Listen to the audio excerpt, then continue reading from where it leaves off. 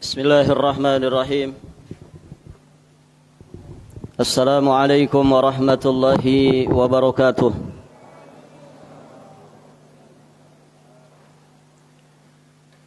Alhamdulillahi rabbil alamin. Wa bihi nasta'inu ala umuri dunya waddin. Wassalatu wassalamu ala ashrafil anbiya wa imamil mursalin, Nabiyyina Muhammadin alaihi afdalus salati wa atammut taslim, wa ala alihi wa ashabihi ajma'in, wa sallama tasliman mazidan ila yaumiddin, thumma amma ba'd. Fa Allahumma inna nas'aluka ilman nafi'an wa rizqan tayyiban wa amalan mutaqabbala. Allahumma 'allimna ma yanfa'una wanfa'na bima 'allamtana wazidna min 'ilmika wa karamika wa judika ya dzal jalali wal ikram. Innaka 'ala kulli syai'in qadir wa bil ijabati jadir. Para hadirin kaum muslimin wal muslimat, Bapak Ibu yang semoga senantiasa dirahmati dan diberkahi Allah Subhanahu wa taala. Alhamdulillah, kita sama-sama bersyukur kepada Allah Subhanahu wa taala. Pada kesempatan yang berbahagia ini, Allah Subhanahu wa taala mempertemukan kita di majelis ini. Majelis yang insyaallah diberkahi Allah Subhanahu wa taala. Majelis yang akan mengantarkan kita kepada kemuliaan di dunia juga sekaligus kemuliaan di akhirat nanti. Majelis yang semoga Allah Subhanahu wa taala memberikan hidayah taufik kepada kita semua dengan wasilah ini, sehingga kita bisa selamat di dunia juga selamat di kehidupan akhirat nanti. Salawat dan salam semoga Allah Subhanahu wa taala limpahkan kepada Nabi kita yang mulia, Nabi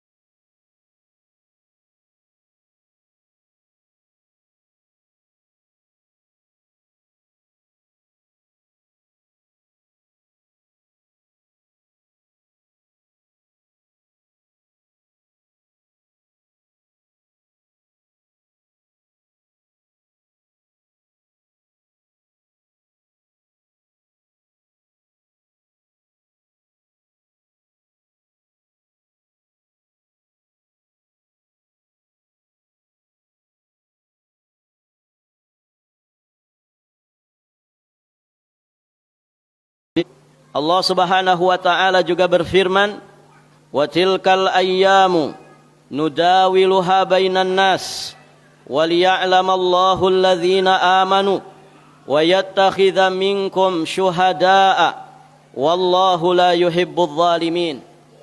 Kata Allah Subhanahu wa taala yang artinya, dan masa kejayaan dan kehancuran itu kami pergilirkan di antara manusia agar mereka mendapatkan pelajaran, dan supaya Allah Subhanahu wa taala membedakan orang-orang yang beriman dengan orang-orang yang kafir, dan supaya sebagian kalian dijadikannya gugur sebagai syuhada, dan Allah Subhanahu wa taala la yuhibbudz zalimin, tidak menyukai orang-orang yang zalim. Perhatikan baik-baik ayat ini, para jamaah sekalian yang dirahmati Allah.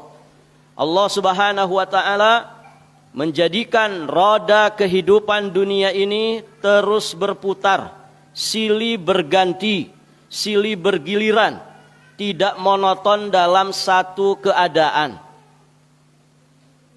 Ini sesungguhnya memiliki hikmah. Kenapa perjalanan kehidupan kita ini seperti roda yang berputar, kadang di atas, kadang di bawah, kadang senang, kadang susah. Baik, para jamaah yang dirahmati Allah, semua ini mengandung hikmah yang sangat besar, yakni supaya manusia tidak bersandar kepada dunia.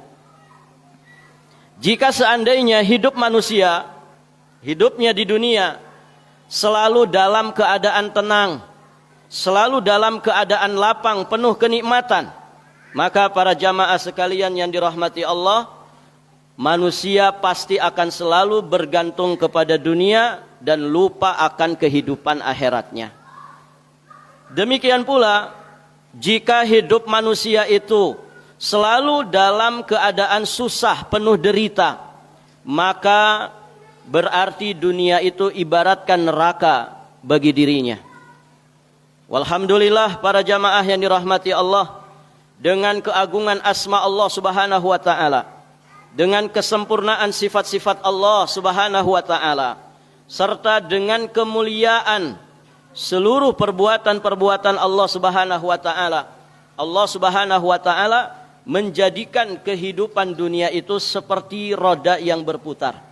Allah Subhanahu wa taala mempergilirkan kebaikan dan keburukan di tengah-tengah manusia supaya mereka segera kembali kepada Allah Azza wa Jalla, la'allahum yarji'un. Ya, supaya manusia bersandar jiwa raganya hanya kepada Allah Subhanahu wa taala. Dan demikianlah hidup kita.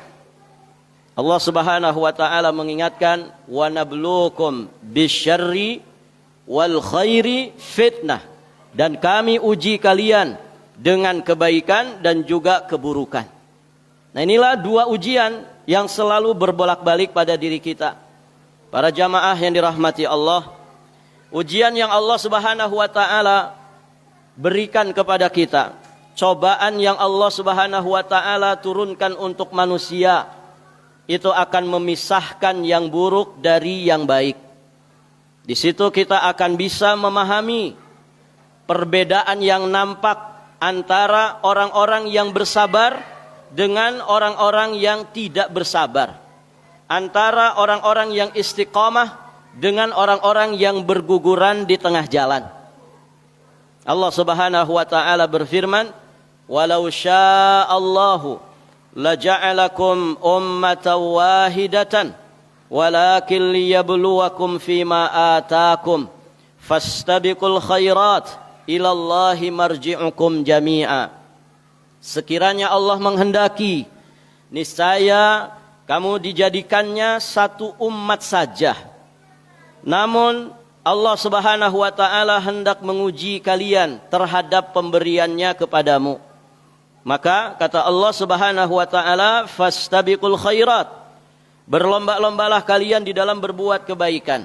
Hanya kepada Allah lah kembalinya kalian semua. Jadi ujian yang Allah Subhanahu wa taala berikan kepada kita, para jamaah yang dirahmati Allah, Allah menginginkan kita untuk kita kembali kepadanya. Ada berapa ujian yang Allah berikan kepada manusia? Ada berapa jamaah? Yang bisa jawab bisa dapat hadiah. Minta saya. Lagi. Ambil 3 atau 4. Ada berapa ujian dari Allah? Siapa yang bisa ngacung? Pernah diuji Pak sama Allah? Ada berapa ujian Allah? Ujian harta. Ujian apa? Istri. Sudah punya istri memang? Alhamdulillah. Apa lagi?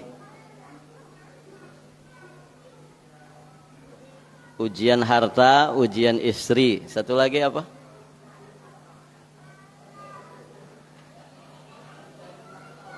Ujian tahta. Harta, tahta, dan wanita. Barakallahu fiik. Bagian yang kecil dari ujian. Artinya ujian itu bukan itu saja, ya kan?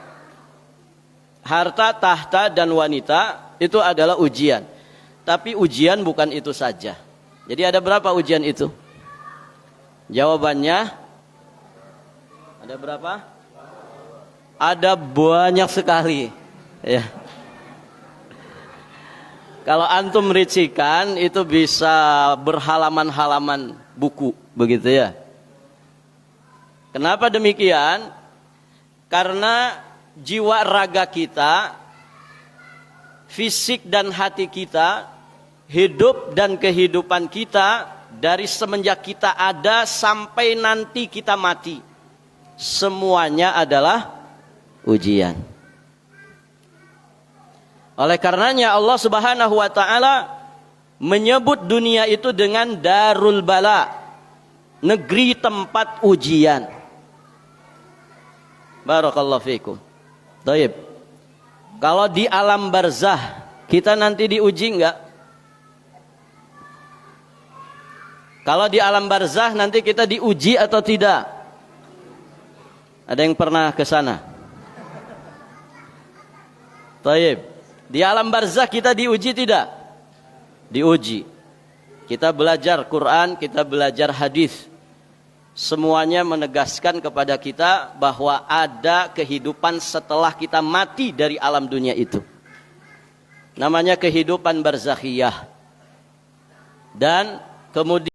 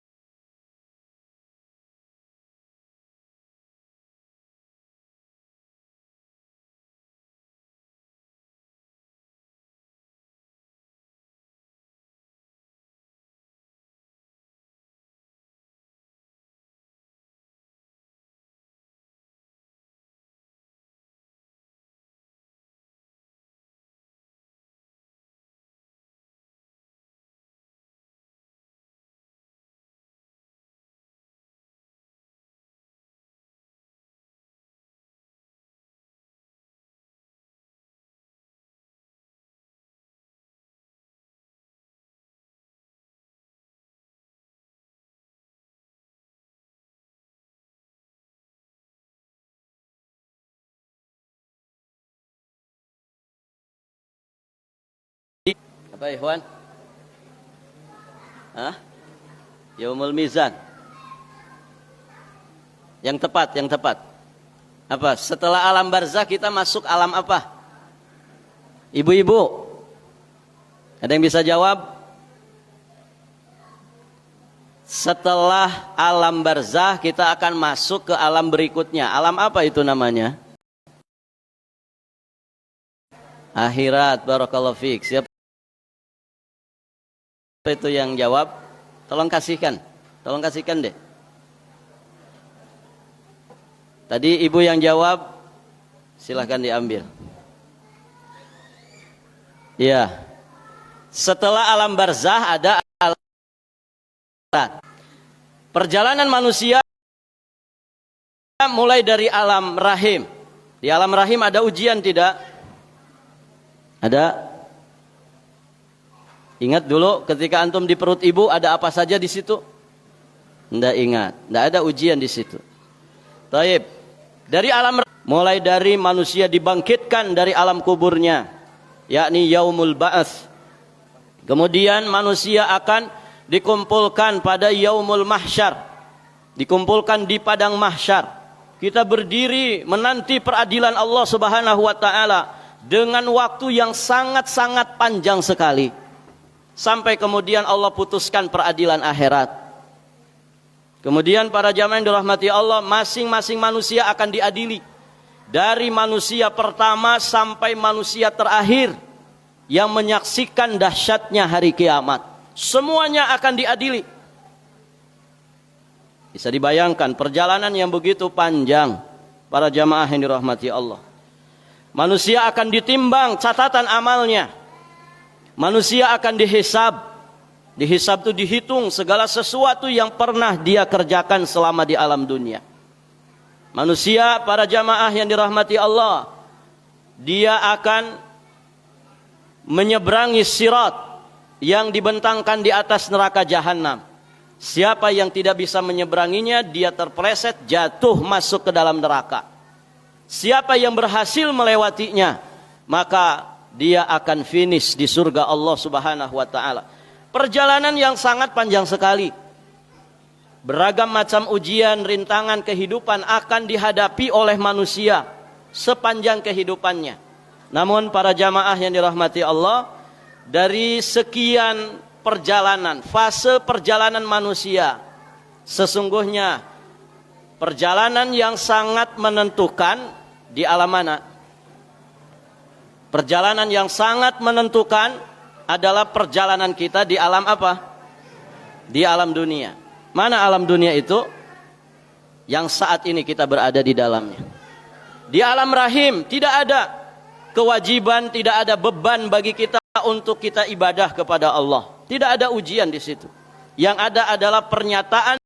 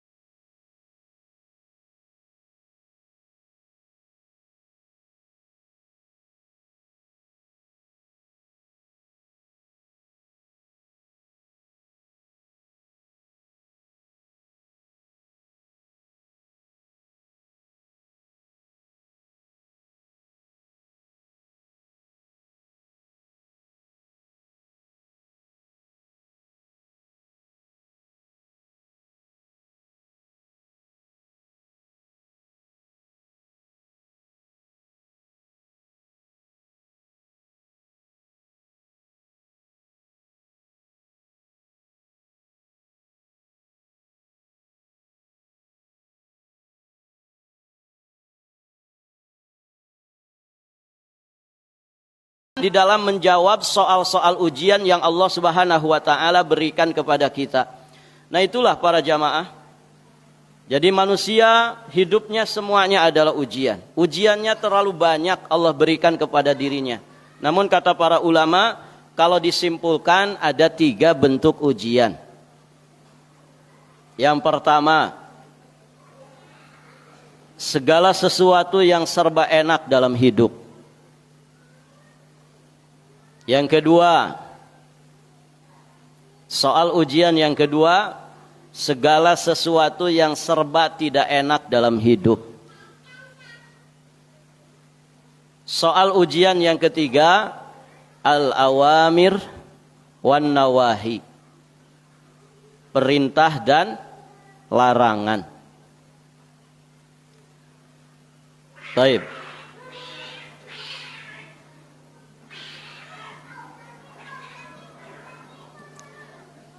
Tadi soal yang pertama apa? Segala sesuatu yang serba enak dalam hidup ini. Ini kalau dirincikan banyak tidak?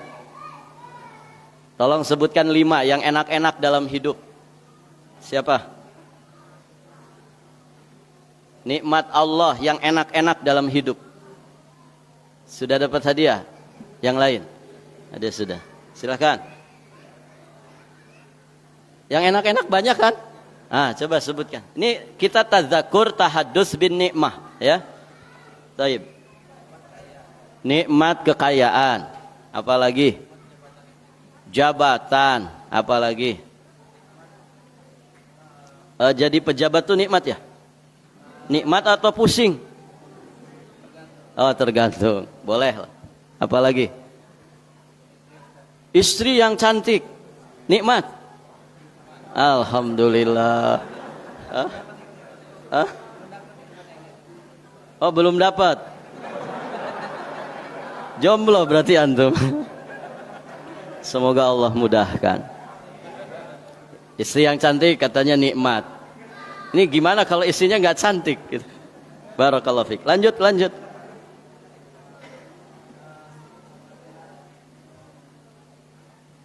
Banyak kan yang enak dalam hidup ini. Apalagi?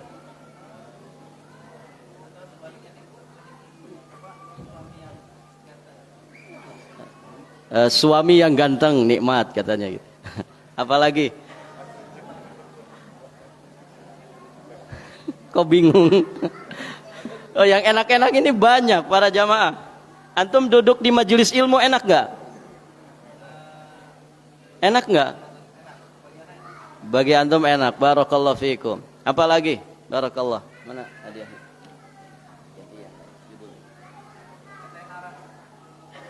Populer. Orang populer enak. Loh, banyak loh orang populer diwawancarai katanya nggak bahagia jadi orang populer itu. Karena nggak bisa kemana-mana gitu. Tiap datang ke satu tempat orang minta tanda tangan gitu ya. Barakallahu fiik. Baik. Siapa lagi yang bisa menyebutkan 5 yang enak-enak dalam hidup ini? Silakan. Nikmat iman, barakallahu fiik. Ya, terus. Nikmat sehat. Nikmat waktu luang.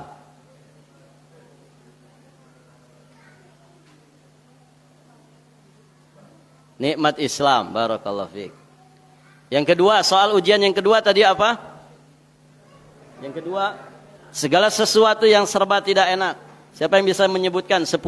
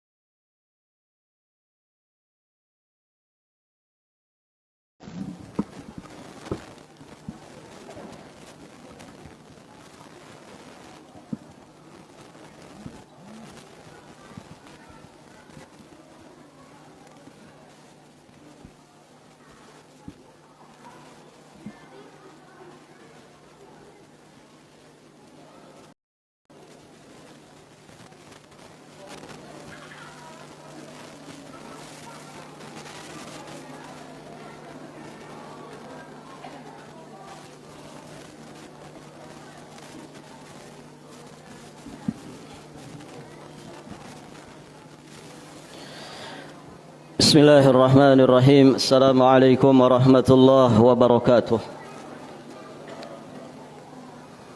Alhamdulillahi wa kafa wa salamun ala ibadihi alladhina istafa. Asyhadu an la ilaha illallah wahdahu rabbi la syarika lah. Wa asyhadu anna Muhammadan abduhu wa rasuluh. Qala Allah Ta'ala fil Qur'anil Karim, ya ayyuhalladzina amanu taqullaha haqqa tuqatih wa la tamutunna illa wa antum muslimun, amma ba'd. Para hadirin jamaah rahimani wa rahimakumullah. Pada sesi pertama sudah kita sampaikan bahwa dunia ini negeri tempat kita diuji oleh Allah Subhanahu wa Ta'ala dengan 3 soal ujian berupa segala sesuatu yang serba nikmat dalam hidup ini, atau kebalikannya, segala sesuatu yang serba tidak enak dalam hidup ini. Kemudian kita pun akan diuji dengan beragam macam perintah dan larangan di dalam syariat kita ini. Mohon maaf, kajian ini sudah dimulai. Mohon anak-anaknya ditertibkan. Ibu-ibu, anak-anaknya ditertibkan.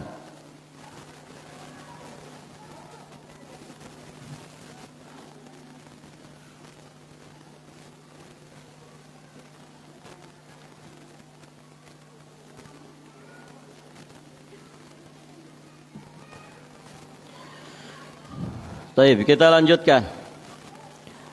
3 soal ujian ini tentu masing-masing kita sudah memahami jawabannya. Sebagian antum mungkin sudah mendalam di dalam memahami kunci jawaban dari 3 soal tersebut. Kalau kita diuji dengan yang serba nikmat dalam hidup ini, maka jawabannya adalah asyukru billah, yakni bersyukur kepada Allah Subhanahu wa Ta'ala. Kalau kita diuji dengan segala sesuatu yang serba tidak enak dalam hidup ini, maka jawabannya adalah as-sabru lillah. Kita bersabar karena Allah Subhanahu wa Ta'ala. Jika kita diuji dengan beragam macam perintah dan larangan, maka kita mesti menjawabnya dengan ketundukan, kepatuhan dan ketaatan. Mentaati perintah dengan cara dikerjakan semaksimal mungkin. Mentaati larangan dengan cara ditinggalkan sejauh-jauhnya. Taib, para jamaah yang dirahmati Allah. Syukur, sabar dan taat kepada setiap perintah Allah dan larangannya, ini tentu perkara yang tidak asing bagi kita semua. Namun sesungguhnya para jamaah yang dirahmati Allah, banyak orang yang menguasai ilmu syukur tapi dia tidak bersyukur kepada Allah.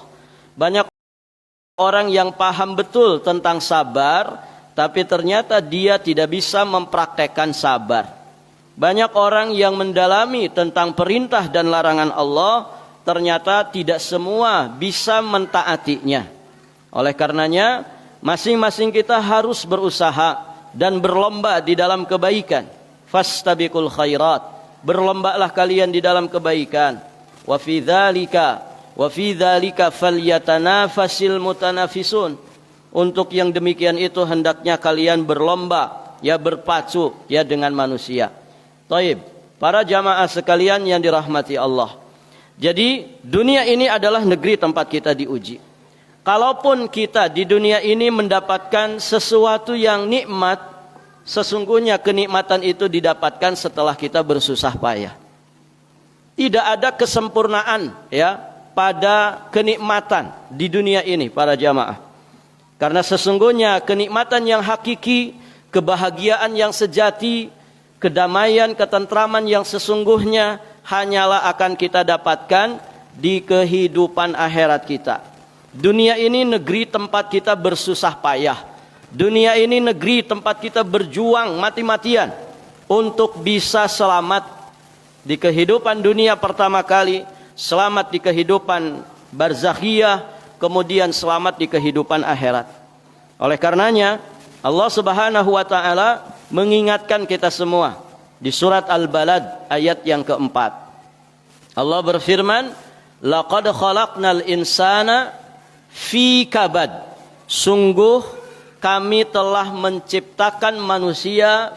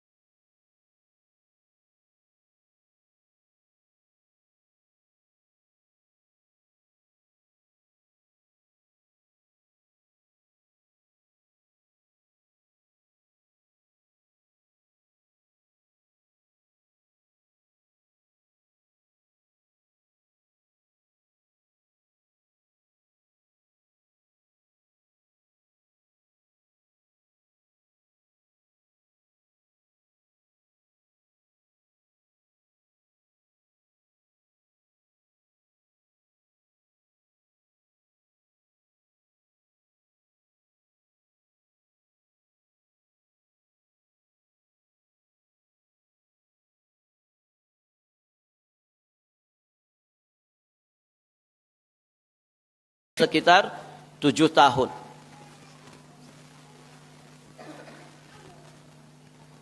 Kemudian para jamaah yang dirahmati Allah, setelah itu manusia akan mengalami marhalatut tamyiz, menjadi sosok yang mumayyiz. Dia bisa membedakan mana yang baik, mana yang buruk. Api dia bisa bedakan, oh api itu panas di usia-usia mumayyiz. 7 sampai sekitar 10 tahun. Kemudian nanti marhalat murahaqah. Usia para jamaah yang dirahmati Allah menginjak sebelum balik. Bisa dibilang usia remaja. Antara 10 sampai dia mengalami akil balik. Semuanya kabad. Dalam kondisi yang susah payah. Bagaimana anak-anak tumbuh dengan belajar segala sesuatu. Fi kabadin. Kemudian para jamaah yang dirahmati Allah. Masuk di masa akil balik sampai usia 40 tahun. Namanya marhalatus syabab, masa muda. Terus mengalami beragam macam kesusahan dan kepayahan. Begitu ya. Ketika bujangan, susah tidak? Para bujangan susah tidak? Susah ya. Makan tidak ada yang nyuapin, enggak ada yang nyiapin, gitu ya. Taib, yang sudah punya istri enak?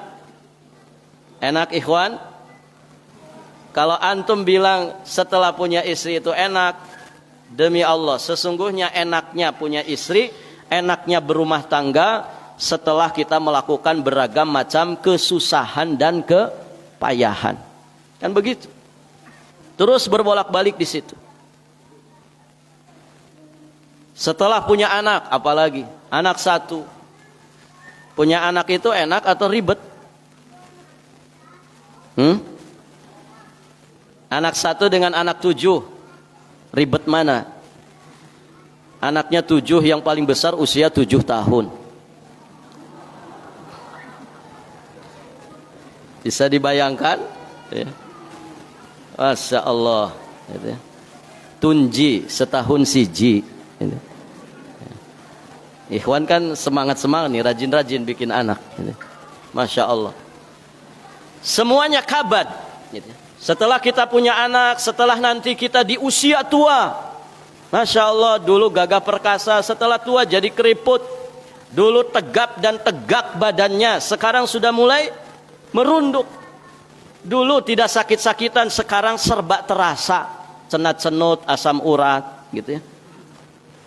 Urat leher ketarik, kolesterol. Ya. Ketika menginjak masa tua, begitu manusia. Laqad khalaqnal insana fi kabad. Dan demikianlah para jamaah yang dirahmati Allah, kudrat yang telah Allah tetapkan untuk kita. Makanya Imam Ahmad bin Hanbal ketika ditanya, "Mata rahah ya Imam?" Kapan istirahat yang sebenarnya wahai Imam? Apa beliau katakan? Di saat kaki ini menginjak surga pertama kalinya. Di saat kaki ini melangkah ke surga untuk pertama kali. Itu yang disebut dengan rahah. Karena sebelum itu para jamaah tidak ada rahat yang sejati. Tidak ada rehat yang sejati. Setelah kita mati juga demikian. Manusia ada dalam kabad di alam kuburnya. Di saat nanti dibangkitkan, sampai kemudian nanti manusia mendapatkan beragam macam peristiwa yang akan dihadapinya setelah dia dibangkitkan. Semuanya kabad. Barakallahu fikum. Maka para jamaah yang dirahmati Allah, ada nasihat yang sangat agung sekali dari Al-Imam Abdurrahman bin Nasir As-Sa'di rahimahullahu ta'ala. Ya, di dalam kitab tafsirnya, beliau mengatakan, yanbaghi lahu an yas'a fi amalin yurihuhu min hadhihi syada'id wa yujabul farah was surur ad-daim wa illam yaf'al fa innahu la yazalu yukabidul azab asyadid abadal abad. Beliau katakan, oleh karenanya hendaknya manusia itu selalu berupaya, berusaha untuk beramal saleh yang akan merehatkan, menyelamatkan jiwa raganya dari beragam macam kesulitan akhirat. sehingga dia berbahagia dan bergembira selama-lamanya ya di surga Allah Subhanahu wa taala. Jika manusia tidak berusaha beramal saleh, jika manusia tidak membenahi dirinya untuk terus mengumpulkan bekal sebaik-baiknya, maka para jamaah yang dirahmati Allah, dia akan terus-menerus dalam kesulitan dan kepayahan yang tidak ada ujungnya. Manusia kalau tidak punya iman, tidak punya amal soleh, itu kabadnya itu terus menerus akan menimpa dirinya. Pernah bertanya orang yang kelihatannya enak hidupnya, Pak? Coba tanya orang yang secara kasat mata hidupnya enak. Coba tanya, beneran enak nggak? Ada pengusaha besar, usahanya ada di mana-mana, kelihatannya bahagia, duitnya banyak, asetnya di mana-mana. Ya. Ketika ditanya, antum bahagia nggak? Boro-boro bahagia, Ustaz, susah. Mikirin cabang sana, mikirin cabang yang di sini. Ya. Barakallahu fikum. Ini menggambarkan bahwa hakikat kebahagiaan bukan yang tampak bahagia. Kalau orang wajahnya seperti bahagia, apakah otomatis bahagia? Orang kerja di hotel itu kan, nyambut tamu. Antum kalau lihat wajahnya, ini orang bahagia, orang susah? Hah?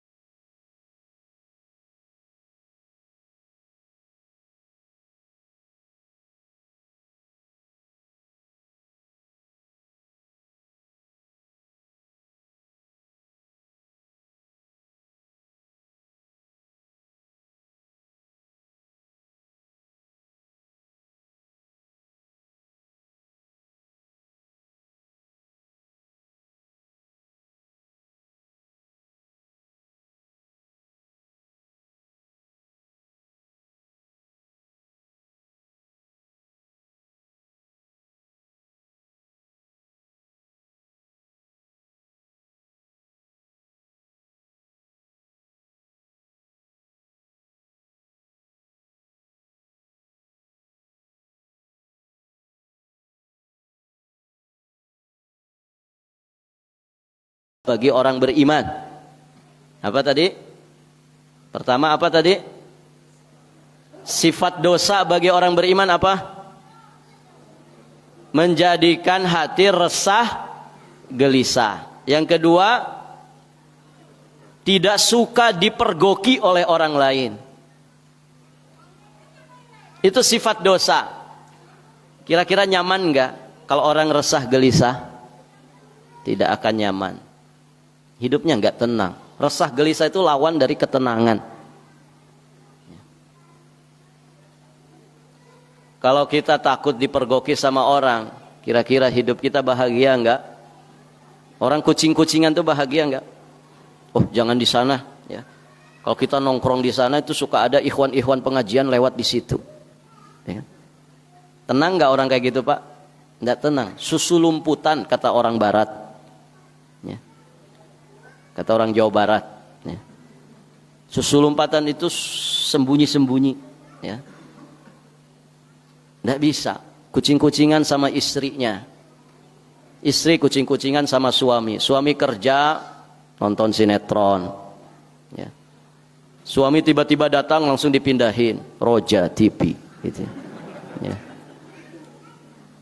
Suaminya nggak ada, nontonnya sinetron. Sinetron apa? Drama Korea, ya. Na'udzubillah, summa na'udzubillah.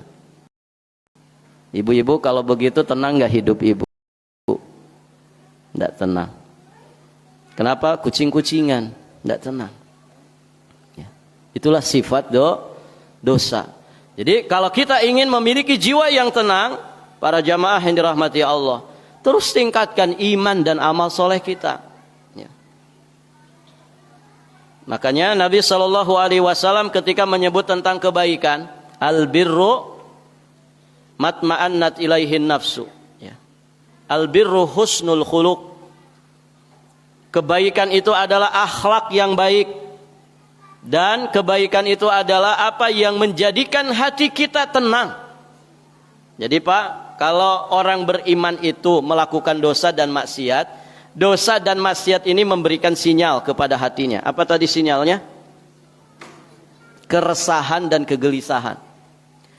Kalau orang mendapatkan rasa gelisah, resah, cemas, khawatir di hatinya ketika berbuat dosa, ketahuilah itu adalah tanda ada iman pada diri orang ini.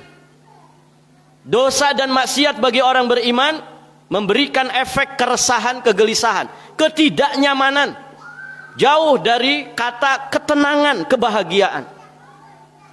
Dan itu sesungguhnya adalah peringatan dari Allah supaya kita segera kembali ke jalan Allah dan meninggalkan dosa dan maksiat tersebut.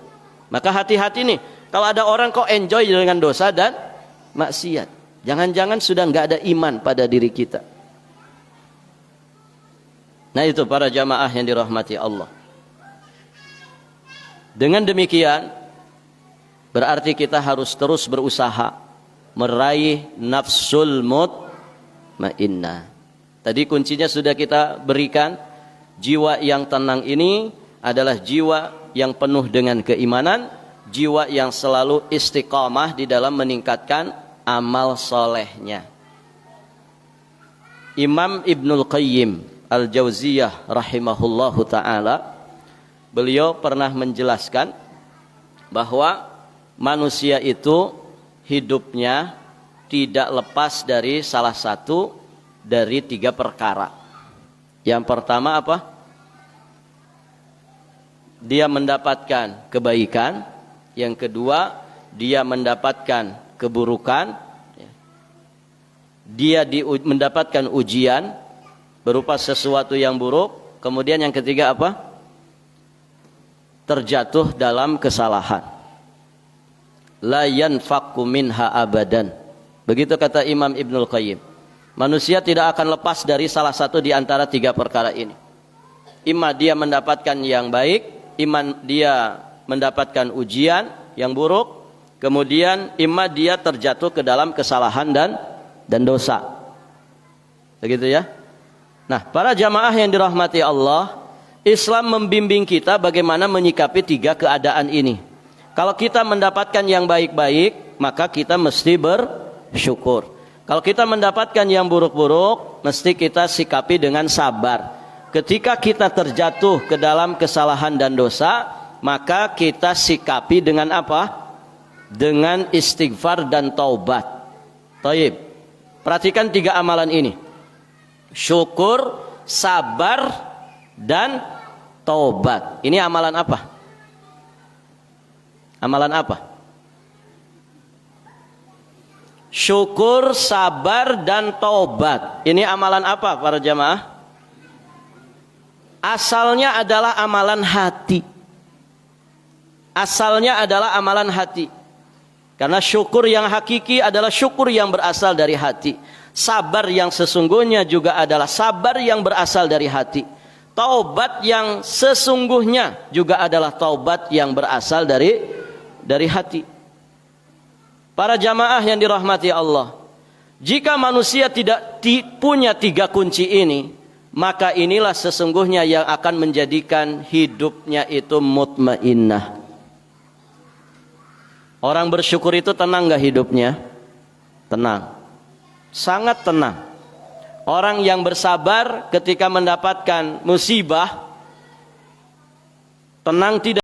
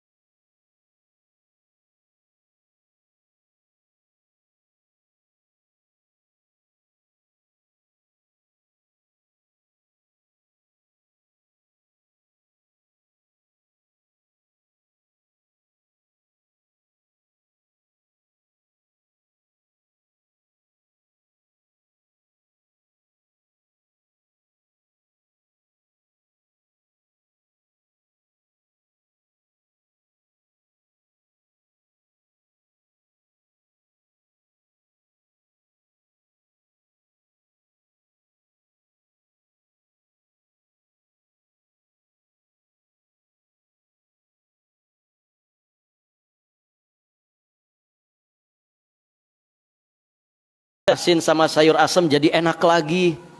Begitu kan?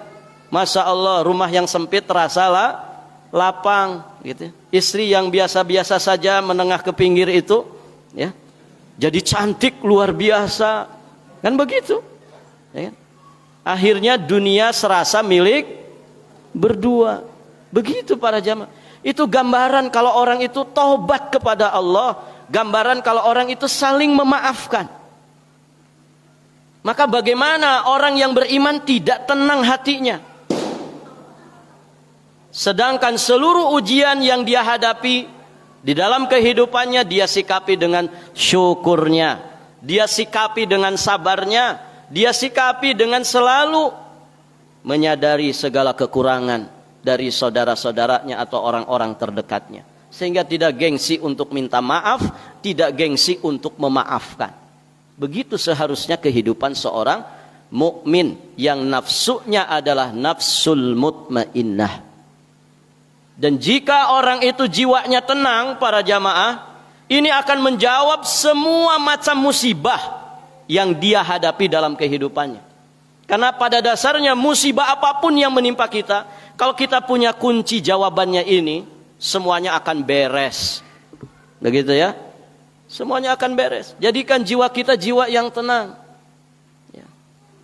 Tadi belajar tentang iman, belajar tentang akidah, tauhid kita benahi, akidah kita luruskan, jangan sampai menyimpang dari jalan Allah Subhanahu wa ta'ala. Begitu ya. Kalau kita diuji dengan anak nakal Pak, anak nakal itu ada kaitannya dengan tauhid tidak? Bapak kalau diuji dengan istri yang membangkang, ada kaitannya dengan tauhid tidak? Ada ya. Diuji dengan istri yang senang drama Korea gitu. Diuji dengan anak yang kecanduan game online, diuji dengan beragam macam masalah. Ini semuanya kembali kepada akidah. Orang tua harus membenahi akidahnya. Siapapun kita harus benar-benar mendalam di dalam mempelajari aqidatut tauhid. Diterapkan itu akidah dalam kehidupan kita. Jangan pernah bergantung kepada siapapun dari makhluk Allah. Ibu-ibu, jangan menggantungkan rezeki ke suami. Tenang saja, suami saya pangkatnya, jabatannya tinggi, gajinya gede. Barakallahu fiikum. Rezeki dari siapa, ikhwan? Dari Allah ya. Hati-hati ini. Segala sesuatu kembalikan kepada akidah tauhid kita, iman kita, karena itu yang akan menenteramkan, menenangkan jiwa raga kita ya. Selanjutnya dibarengi dengan amal soleh. Nah demikian para jamaah. Maka para suami jangan bersandar rezeki kepada bisnisnya, jangan menggantungkan rezeki kepada perusahaannya, kepada atasannya ya. Karena kalau kita seperti itu enggak tenang hidup kita, tidak akan pernah merasakan ketenangan. Siapa yang menjamin rezekinya binatang Pak? Siapa? Allah Azza wa Jalla. Wa ma min dabatin fil ardi illa 'ala Allahi rizquha ya. Lihat kehidupan binatang. Mereka enggak punya duit, enggak punya apa-apa, tenang enggak hidupnya? Tenang enggak Pak? Ada binatang punya saldo di rekeningnya? Enggak. Tapi tenang saja karena dijamin rezekinya oleh Allah.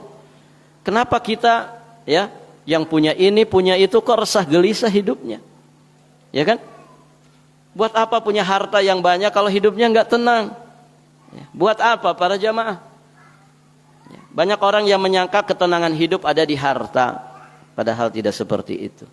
Ketenangan di sini, iman dan amal saleh yang akan membawa ketenangan, kedamaian, kebahagiaan yang sesungguhnya. Oleh karenanya para jamaah yang dirahmati Allah, mintalah selalu kepada Allah Subhanahu wa ta'ala supaya hati kita dijadikan hati yang selamat. Nabi ngajarin satu doa ya supaya hati kita selamat. Siapa yang hafal doanya? Pendek saja doanya. Pengen punya hati selamat Pak? Pengen kan? Nah doanya apa? Silahkan yang hafal. Apa doanya? Ya, silakan.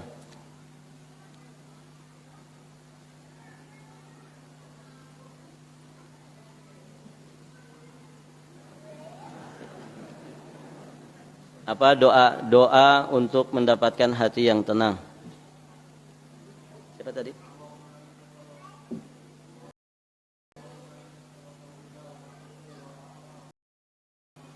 Allahumma inni as'alukal huda wa tuqa wal afafa wal ghina. Terjemahannya apa? Apa terjemahannya? Allahumma ya Allah, inni sesungguhnya aku as'aluka memohon kepadamu al-huda petunjuk, kemudian apa lagi? At-tuqa ketakwaan, wal afaf ya kemuliaan, iffah, wal ghina dan kecukupan. Barakallahu fiik. La bas insyaallah. Saya ingin doa yang langsung tertuju kepada itu. Siapa lagi?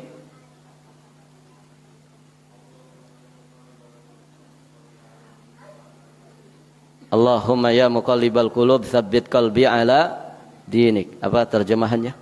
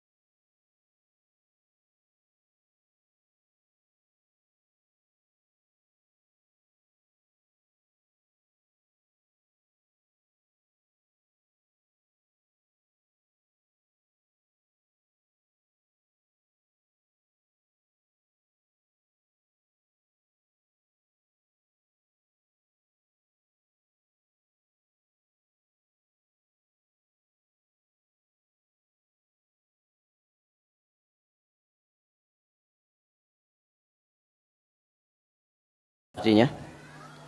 Hamba, kan begitu ya. Cinta, ya. Budak cinta, berarti budaknya cinta. Seharusnya kita ini bukan budak cinta. Budak siapa? Budak Allah, Abdullah. Budaknya Allah. Jangan jadi budak siapapun. Dan cinta ini kan definisinya apa cinta coba ikhwan? Para pakar mengatakan tidak ada definisi cinta. Dia sesuatu yang hanya bisa dirasakan. Kata-kata tidak bisa mewakili makna sesungguhnya dari cinta, kan begitu ya? Ada istilah seperti itu. Maka jangan jadi budak cinta. Jadilah budaknya Allah. Paham maksudnya? Paham maksudnya? Jadi tinggalkan ini kalimat ini. Manggil istri itu yang bagus apa? Nabi manggil Aisyah apa? Ya Humairah. Itu ya? Apa artinya? Humairah apa artinya? Wahai si pipi yang kemerah-merahan. Ustadz, pipi istri saya enggak merah. Remeng-remeng. Barakallahu fikum. Tidak masalah para jamaah. Itu lebih baik ya Humairah, ya. Begitu kan? Wahai sayangku. Itu lebih baik. Atau bahasa apapun, ya. Bahasa apapun yang tidak bertentangan dengan syariat Islam, gitu ya. Maka ya sebaiknya ditinggalkan. Ini budak cinta. Budak, ya. Kita ini hambanya Allah, ya, bukan hamba cinta. Ustadz sebatas bercanda, ya. Canda itu yang baik, canda itu yang jujur, begitu ya. Maka tinggalkan, ya. Istilah seperti ini, ya, tidak selayaknya kita ucapkan. Ada lagi pertanyaan? Assalamualaikum warahmatullahi wabarakatuh.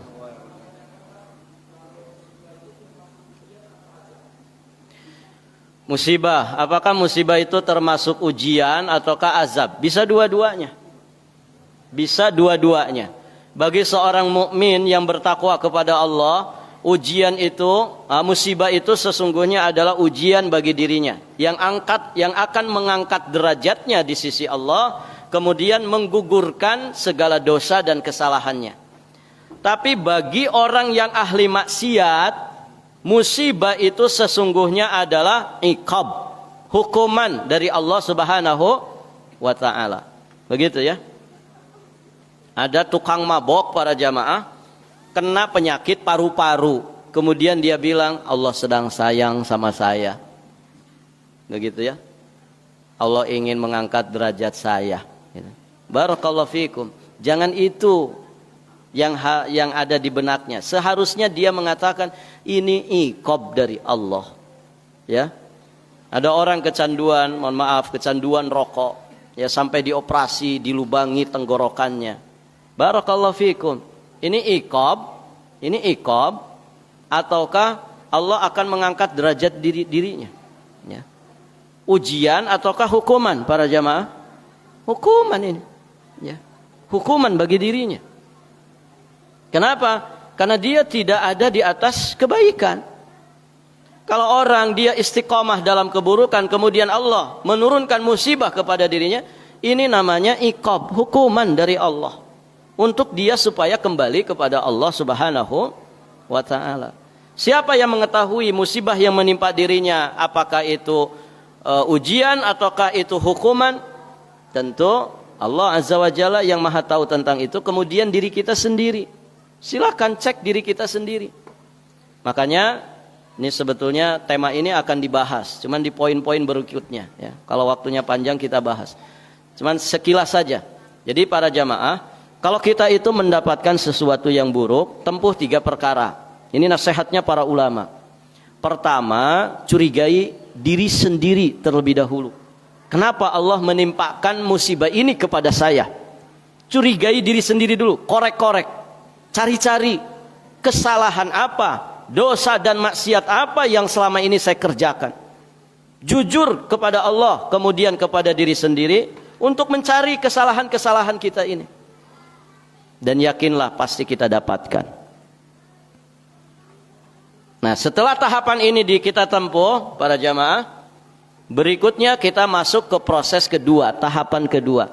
Kalau kita sudah sadar bahwa ternyata musibah ini menimpa diri kita akibat kelalaian, kekurangan, dosa dan maksiat kita, maka tahap yang kedua kita perbaiki.